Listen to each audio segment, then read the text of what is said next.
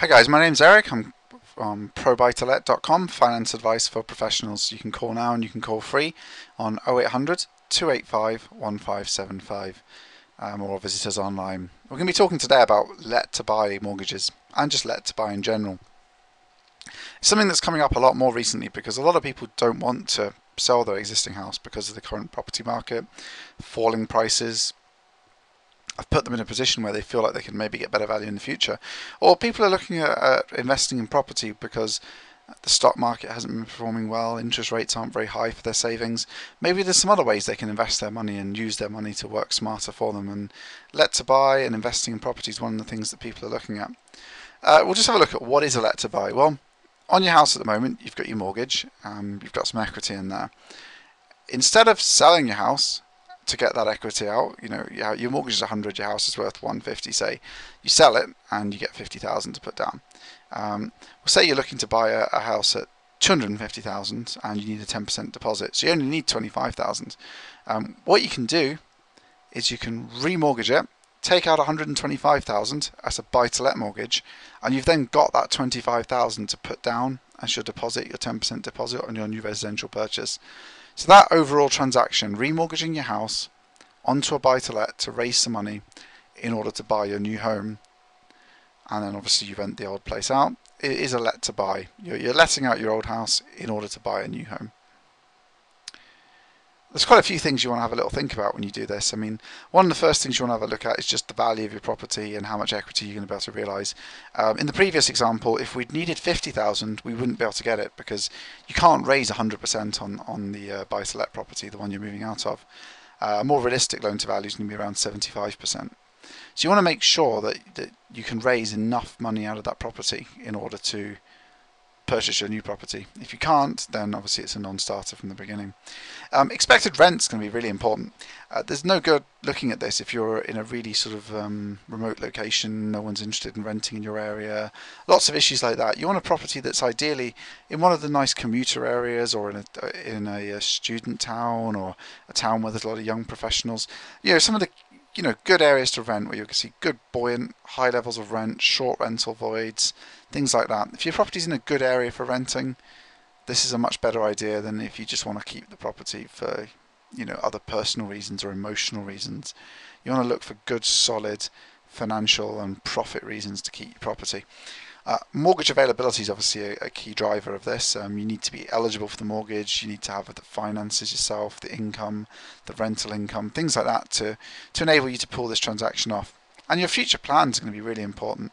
Lots of things can change, and investing in property is a long-term thing. And we'll come back to future plans, so I'm not going to talk about it too much on this slide, but we will come back to it. Now, when it comes to assessing your new property, the valuation and rent. Now, obviously, there's going to be two properties involved. There's going to be the property you're remortgaging onto a buy-to-let to raise some money, so we'll start with that one. The valuer will be asked to assess that the rental income's enough. Now, we've got 125% on screen, just as a little illustration. Typically, what they want to see is the rent being 125% of the mortgage payment. Now, there's some lenders do 120%, some lenders have a different interest rate instead of the mortgage payment they use, and things like that. But generally speaking, that's roughly what they'll want. So you want to have a house where you can raise the money, and even after raising the money, you're still going to make a nice profit on it when you're getting your rent. The lenders are interested in that because they want to make sure the mortgage is paid, and you're interested in that because that's going to help protect you. On the new property, on your residential purchase, the lenders place most of their decision about whether to assist in the hands of the valuer and the letting agent.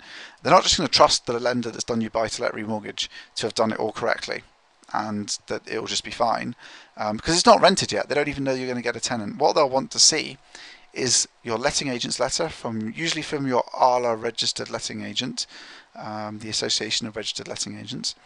And also they'll want their valuer to assess your new property to make sure that value's up okay. So everything's kind of double checked when you do this transaction because you're dealing with different lenders and different processes on the two properties you're working with. But the professionals will be giving you advice to the lender, but it's also important you take that into account. If there's issues around valuations or issues around whether the rent's going to be enough, you should definitely take that into account because you don't want to put yourself in a position where you're not going to make the profit that you'd expect or you'd hope for. Just a couple of things to bear in mind when it comes to let to buy. You will have less choice of lenders. Now, it's not significant, but some lenders won't allow you to remortgage a residential onto a buy-to-let. For example, at the time of making this video, Coventry Building Society won't allow that. So you wouldn't be able to use one of their rates on your buy-to-let remortgage. You'd have to pick from the lenders that will do it, which just can mean a bit more investigating on your behalf or talking to some advisors that can help you out with that. There is no need, however, to have a tenant in place.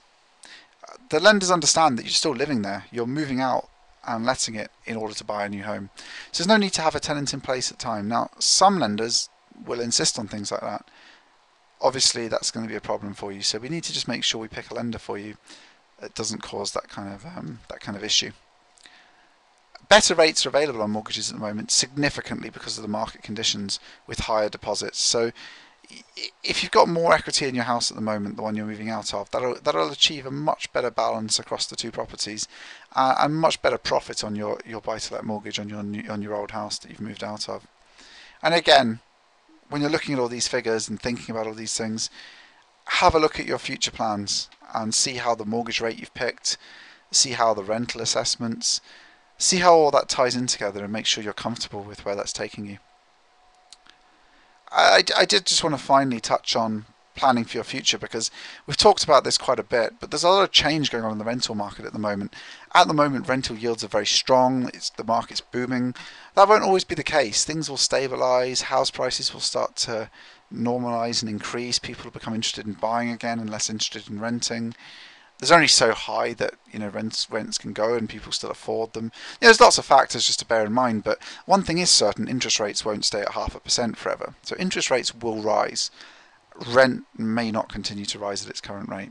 Now, in the face of that, you need to just make sure that your property will remain profitable in the long term, because property investment's a long-term game.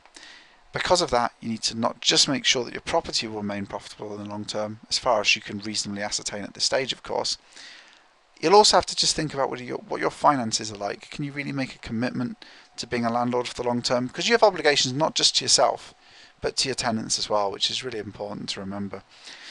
So that's just, and as we always say, take some advice. If you're unsure, you can give us a call free on 0800 285 1575. We'll go through what rates are available and talk to you in a little bit more detail about some of these risks and issues. Hopefully that's been useful and you now understand what a let to buy mortgage is, how you might go about getting one, what kind of things you need to think about in terms of criteria, and some of the risks and some of the thoughts about it. I mean, don't get me wrong, there's a lot of big positives to becoming a landlord.